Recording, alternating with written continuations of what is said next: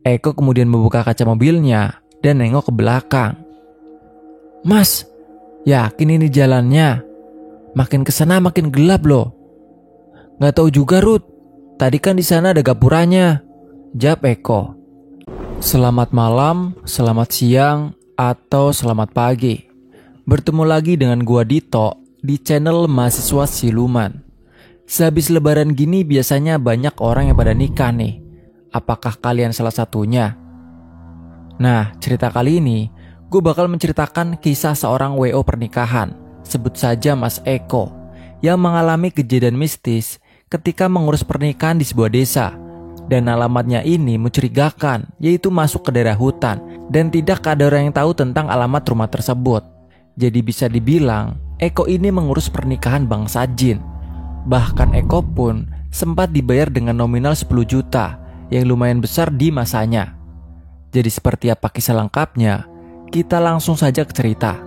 Tapi sebelum itu, jangan lupa untuk subscribe dan aktifkan tombol notifikasinya. Seperti biasa, pasang dulu earphone-mu, siapkan tempat dan posisi yang nyaman. Dan selamat mendengarkan.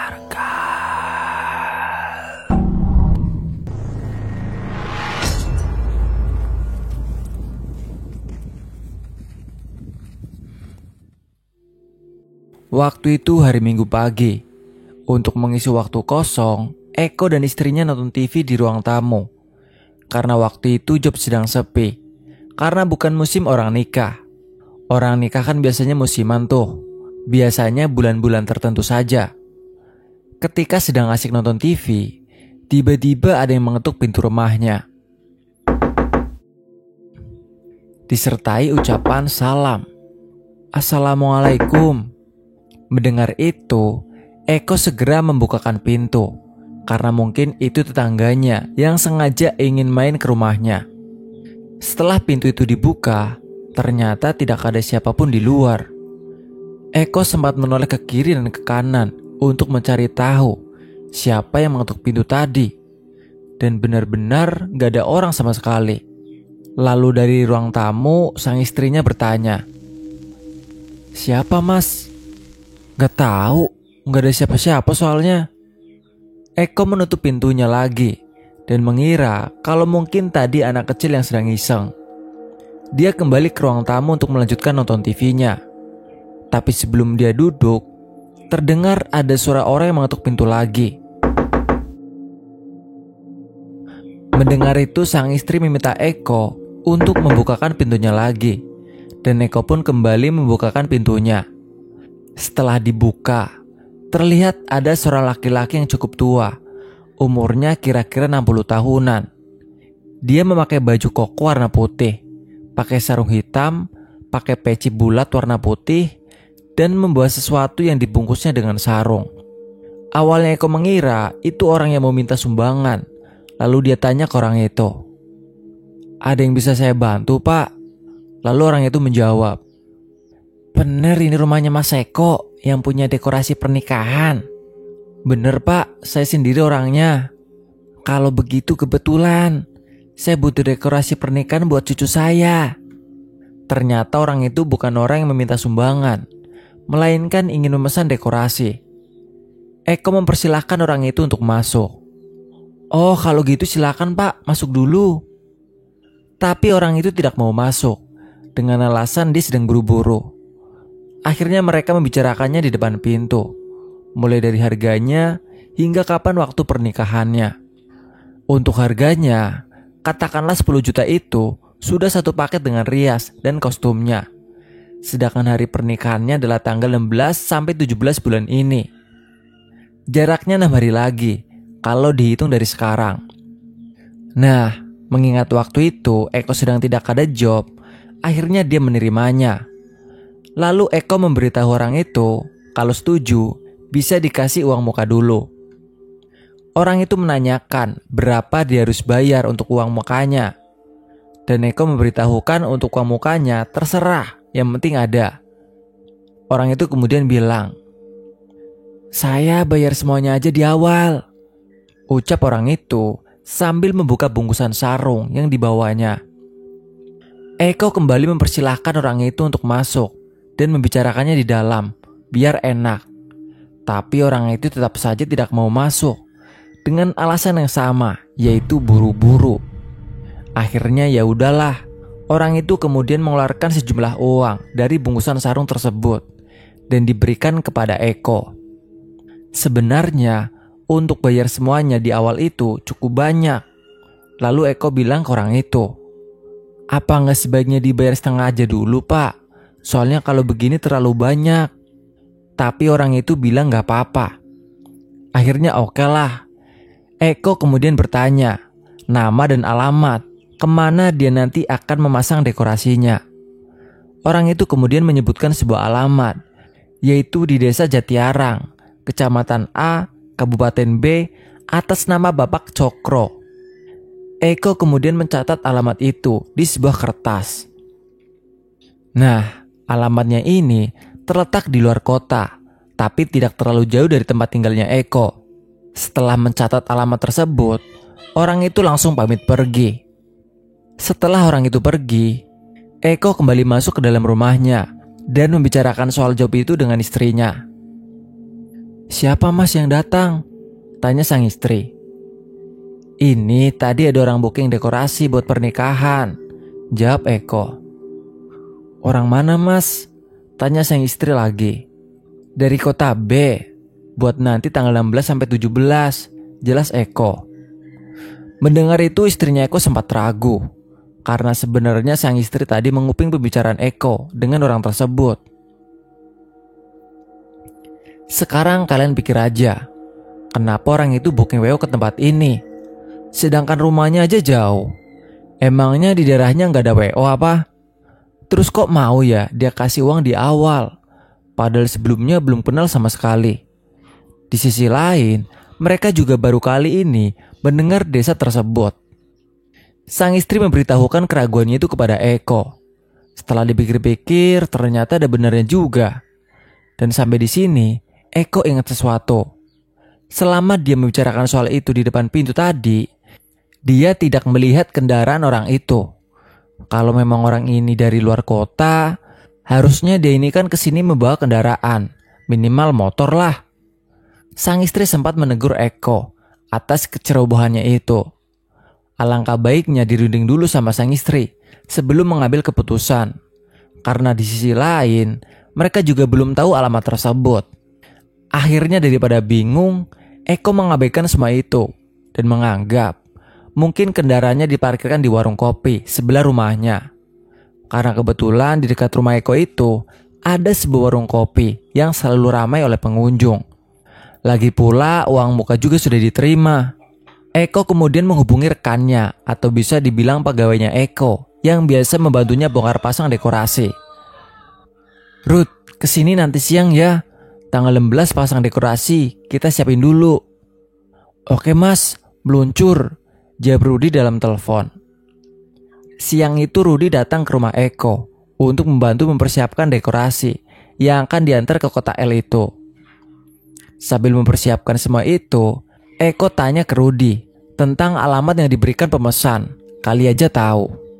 "Ruth, kamu tahu Desa Jatiarang nggak? Di kota L." "Belum pernah denger mas. Emang mau dipasang sana?" tanya Rudi. "Iya, tapi kok aneh ya? Memang di sana nggak ada dekor sampai pesan kesini," jelas Eko. "Kali aja dia suka sama konsep kejawen mas. Kan dekorasi kita beda sama yang lain," jawab Rudi. Yang dibilang Rudi itu ada benarnya. Karena memang dekorasi pernikahan yang dimiliki Eko ini beda dari yang lain. Konsepnya itu kejawen. Singkat cerita, tibalah hari H. Nah, pemasangan dekorasi itu kan gak mungkin dipasang pas hari H.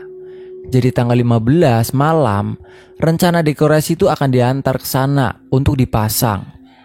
Tanggal 15 sore, Eko dan 2 karyawannya itu mempersiapkan dekorasi itu. Setelah semuanya sudah siap, jam 9 malam Eko berangkat dengan menggunakan mobil truk untuk mengangkut dekorasinya dan mobil pribadi untuk peralatan riasnya. Mereka berangkat 6 orang. Ada Rudi, Galang, Imam, Eko, Hesti dan Putri. 3 diantaranya adalah karyawan yang membantu bongkar pasang. Sedangkan yang dua lagi adalah Hesti, istrinya, dan Putri sepupu ceweknya yang membantu rias pengantinnya. Mobil truk dikemudikan Rudy bersama dua orang lainnya di depan, karena yang tahu daerah tersebut adalah Rudy. Sedangkan Eko mengemudikan mobil pribadinya bersama istri dan sepupunya di belakang. Singkat cerita, sampailah mereka di daerah yang tertulis di kertas. Karena pada waktu itu GPS belum dapat diakses di HP, sesampainya di daerah itu, Eko turun dari mobil untuk bertanya kepada orang yang sedang nongkrong di sebuah warung. "Permisi Pak, Mas, saya mau tanya, alamat ini di mana ya?" Tanya Eko pada salah satu orang sambil menunjukkan alamat yang tertulis di kertas. "Jati Arang kurang tahu saya Mas." Ada yang tahu Jati Arang nggak?" Ucap orang itu bertanya pada teman-temannya. "Nggak tahu juga, perasaan daerah sini nggak ada yang namanya desa Jati Arang," ucap salah satu orang yang ditanya. Satu persatu orang di warung itu melihat alamat yang tertulis di kertas. Lalu salah satu orang bilang ke Eko, "Kalau dekat-dekat sini nggak ada desa ini Mas, mungkin Masnya salah." "Enggak kok Pak, kemarin dia bilang alamatnya itu udah bener." Semua orang yang ada di warung itu ikut berpikir, karena di antara mereka tidak ada yang tahu nama desa tersebut.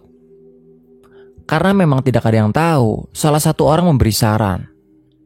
"Gini aja Mas, sampean jalan aja lurus sampai ketemu pertigaan. Sampai di situ nanti sampean tanya ke orang itu. Siapa tahu desa ini ada di daerah sebelah." Eko berterima kasih kepada semua orang yang ada di situ dan kembali menuju ke mobil. Sampai di mobil, Rudy bertanya, "Gimana Mas? Jalan kemana kita?" "Lurus aja Rud, biar aku yang di depan," jawab Eko tanpa memberitahu Rudy apa-apa. Eko kemudian masuk ke dalam mobil.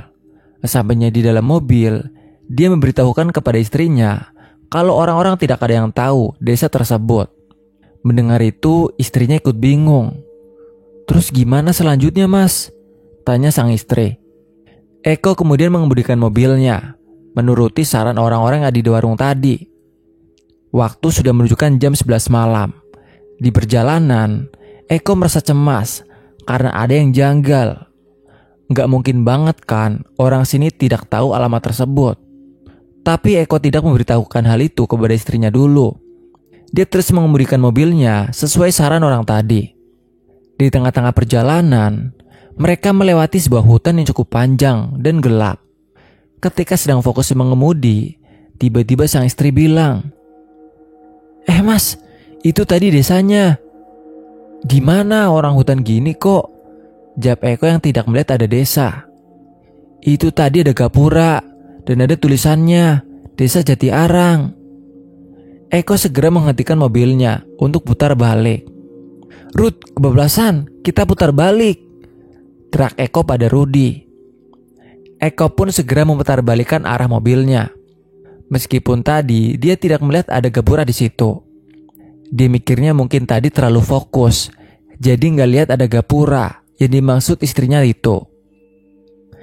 Sekitar 100 meter setelah putar balik, ternyata benar. Di sebelah kiri jalan, terlihat ada sebuah gapura yang bertuliskan desa tersebut. Melihat gapura itu, Eko merasa lega, karena mungkin itu adalah gapura menuju ke desa tersebut.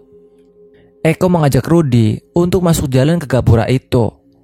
Tapi semakin masuk dalam, jalannya ini semakin sempit dan gelap. Kiri kanannya dikelilingi banyak pohon jati. Setelah cukup jauh berjalan, tiba-tiba dari belakang, Rudy membunyikan klakson, memberi kode untuk berhenti. Eko kemudian membuka kaca mobilnya dan nengok ke belakang. "Mas, yakin ini jalannya? Makin kesana makin gelap loh." "Nggak tahu juga Rud, tadi kan di sana ada gapuranya," jawab Eko. Lalu dari dalam mobil, istri bilang, "Iya Mas, makin kesana makin gelap loh jalannya. Jalan juga jelek." Eko kemudian turun dari mobil untuk berunding dengan Rudy. Ternyata tadi si Rudy ini tidak melihat ada gapura. Yang dia tahu hanyalah tadi Eko tiba-tiba belok ke arah hutan. Mendengar itu, Eko heran. Padahal tadi jelas-jelas dia melihat ada gapura. Begitupun dengan istrinya. Ketika sedang berunding dengan Rudy, dari dalam mobil, sang istri bilang, "Mas, balik aja lah, aku takut. Ini gelap banget loh." Sebenarnya Eko juga berpikiran yang sama dengan istrinya. Tapi di sisi lain, jalan yang dilewatinya ini sepi banget. Tidak ada jejak ban kendaraan sama sekali. Tapi di sisi lain juga, dia tidak enak dengan orang yang sudah memesan, karena dia sudah memberikan uang di muka. Akhirnya Eko mengambil keputusan untuk jalan aja dulu. Kalau jalannya yang tidak memungkinkan, baru balik. Eko dan Rudy kembali masuk ke dalam mobil dan lanjut berkendara. Beberapa meter berkendara, di depan terlihat ada beberapa cahaya lampu kuning dari rumah warga. Melihat itu mereka semua lega, karena mungkin itu adalah desa yang mereka tuju. Mereka berkendara menuju ke desa tersebut. Nah, sampainya di situ, ternyata benar. Ini adalah sebuah desa. Tapi desanya ini terlihat sedikit aneh, karena rumah penduduknya itu sangatlah renggang. Jarak dari rumah satu dengan yang lain kira-kira 100 meter. Dan tadinya yang mereka kira adalah cahaya lampu, ternyata bukan. Itu adalah cahaya dari obor yang terdapat di depan rumah-rumah penduduknya. Jadi desanya ini terlihat seperti desa yang tertinggal, karena listrik aja belum sampai ke sini. Rumah-rumah penduduknya pun kebanyakan terbuat dari kayu, dengan anyaman bambu sebagai dinding.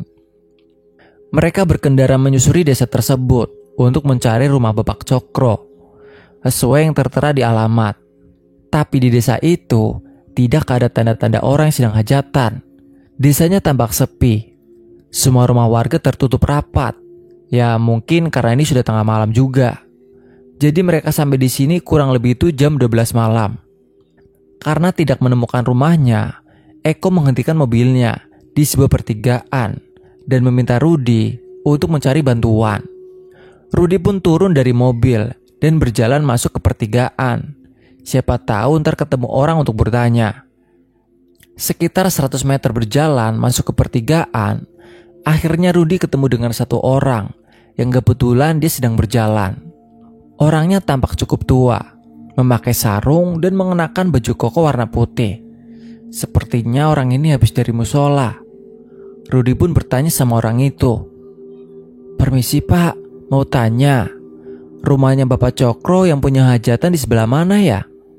"Nang kono, dalan ngarepiku lurus ae sampai ketemu pertigaan, terus melebu," ucap orang itu sambil menuju ke arah kanan dan tanpa melihat ke arah Rudy.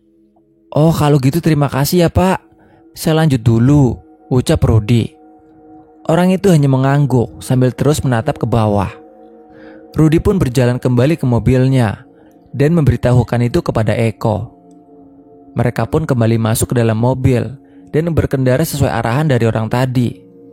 Setelah beberapa meter berkendara, terlihat ada sebuah pertigaan. Yang terlihat dari belakang, Rudy menyalakan lampu sen kanan, menandakan kalau mereka harus belok ke kanan. Melihat itu, Eko langsung membelokkan mobilnya ke arah kanan, masuk ke pertigaan itu. Setelah beberapa meter, kemudian terlihat ada beberapa obor yang berjajar di kiri dan kanan jalan. Dan di ujung sana, terlihat ada sebuah tenda hajatan dan beberapa orang yang sedang berkerumun. Eko mikirnya, mungkin itu adalah alamat yang dituju. Eko meminta Rudy untuk bertanya kepada salah satu orang yang ada di situ. Dan ternyata benar. Ini adalah rumah Bapak Cokro yang mempunyai hajat. Kemudian ada salah satu orang laki-laki yang meminta kepada Eko untuk memasang dekorasi itu di lokasi yang dia inginkan. Mereka yang cowok kemudian menurunkan dekorasi dari truk dan memasangnya. Sedangkan Eko, istrinya dan sepupunya membawa baju dan alat pernikahan ke dalam rumah yang berdinding anyaman bambu dengan dilan api sebagai penerangan. Kalau dilihat-lihat, keluarga ini cukup sederhana karena terlihat dari bangunan rumahnya. Setelah menaruh baju di dalam sebuah ruangan, Eko keluar untuk membantu Rudy dan yang lain memasang dekorasi. Setelah semuanya sudah terpasang, mereka santai-santai tuh sambil ngerokok dan sambil merhatiin keadaan sekitar yang tampak begitu suram. Karena tidak ada penerangan lampu sama sekali, adanya cuma obor. Setelah rokok yang diisap sudah habis, Eko masuk ke dalam menemui sang istri untuk pamit pulang dulu. Dan lusa dia balik ke sini untuk menjemputnya. Setiap kali memasang dekorasi, Eko memang selalu seperti itu. Setelah pamit, Eko pulang dengan satu karyawannya yang bernama Galang dan meninggalkan 4 orang di sana, yaitu istri, sepupu, Rudi dan satu karyawannya. Di perjalanan pulang ada sedikit keanehan yang dialami oleh Eko dan satu karyawannya itu. Sebelum keluar dari Gapura, tepatnya masih di dalam hutan, mobil yang dikemudikan Eko itu tiba-tiba goyang. Terasa seperti sedang melewati jalan bebatuan, padahal jalannya itu berupa tanah datar. Merasakan hal itu, Galang bilang, "Mas, mobilnya kenapa nih?" "Nggak tahu, Lang. Jalannya bergelombang mungkin." Eko menganggapnya seperti itu, karena kan kondisinya itu sangat gelap. Jadi mungkin jalannya ini bergelombang dan mereka tidak melihatnya dengan jelas. Beberapa menit kemudian, akhirnya mereka keluar dari Gapura itu. Setelah keluar dari Gapura, Eko bilang ke Galang, "Nah, ini kan jelas-jelas ada Gapura. Tadi katanya Rudi nggak ngeliat." Galang yang sebelumnya memang nggak tahu, dia hanya mengiyakan perkataan Eko. Setelah menempuh kurang lebih 1,5 jam perjalanan, akhirnya mereka sampai di rumah. Nah, menurut kalian nih, desa itu beneran desa atau bukan? Maksudnya beneran desa yang dihuni manusia. Dan menurut kalian, apa yang terjadi pada istrinya Eko selama dia berada di desa tersebut? Tenang aja, kita langsung saja ceritain semuanya sekarang. Jadi setelah ditinggal Eko pulang, Hesti dan Putri mengeluarkan peralatan pengantin dari dalam kotak dan menata beberapa baju di sebuah rak. Setelah itu mereka istirahat untuk menunggu besok. Singkat cerita, keesokan harinya, Hesti mau memanggil pengantin wanitanya untuk dirias. Ternyata pengantin wanitanya ini sangatlah cantik, berkulit putih tanpa ada bekas make up di wajahnya. Jadi cantiknya itu alami banget. Ya maklum lah, gadis desa yang mungkin belum kenal namanya make up. Setelah dirias dengan tema adat Jawa, gadis ini malah semakin terlihat cantik. Itu terlihat sangat cocok. Tidak lama kemudian, datanglah pengantin pria. Hesti dan Putri kemudian meriasnya juga. Setelah selesai merias semuanya, acara pernikahan pun dilaksanakan. Mulai dari temu manten, ngudu mantu dan sebagainya, seperti mantenan pada umumnya. Ternyata orang-orang di sini masih memegang teguh adat Jawa. Mungkin karena itulah mereka sengaja pesan dekorasi ke Eko, pikir Hesti. Singkat cerita, semua acara pun sudah selesai. Selama mereka berempat berada di desa itu, tidak ada yang aneh. Semua berjalan seperti biasa. Hanya saja, desa ini terlihat sangat tertinggal, karena semua tamu yang berdatangan itu tidak ada yang menggunakan kendaraan alias jalan kaki. 2 hari kemudian, Eko datang lagi ke desa tersebut, menjemput istrinya dan membongkar dekorasinya. Eko kembali bersama Galang dan melewati jalan yang sama. Tapi kali ini, Eko kesananya sore, karena kalau malam jalannya cukup seram. Sesampainya di desa tersebut, Eko langsung menemui istrinya, dan Galang langsung menemui Rudi dan Imam. Ketika sedang berada di dalam rumah tersebut, terlihat ada satu orang yang mendatangi Eko. Mungkin itu adalah Bapak Cokro. Dia bilang ke Eko, "Mas, saya Pak Cokro. Acaranya sudah selesai. Kalau mau bongkar, silakan." "Tunggu nanti malam aja Pak, sekalian bubaran," jawab Eko. "Sebenarnya sudah selesai dari kemarin. Di sini tradisinya cuma 1 hari," ucap orang itu kemudian pergi. Kalau acara pernikahan kan biasanya 2 hari tuh. Jadi Eko mengiranya hari itu belum selesai. Tapi karena si pemilik rumahnya meminta Eko untuk membongkar, akhirnya Eko meminta pada rekannya untuk membongkar semuanya. Setelah selesai dibongkar, Pak Cokro mendatangi Eko lagi dan memberikan sebuah kotak yang terbuat dari kayu. "Terima kasih ya Mas, ini ada upah buat kamu dari saya," ucap Pak Cokro. Eko kemudian membuka kotak kayu itu, dan di dalam kotak itu isinya adalah sejumlah uang ratusan ribuan. Karena sungkan, Eko bilang ke Pak Cokro, "Pak, Ini buat apa? Kok banyak banget?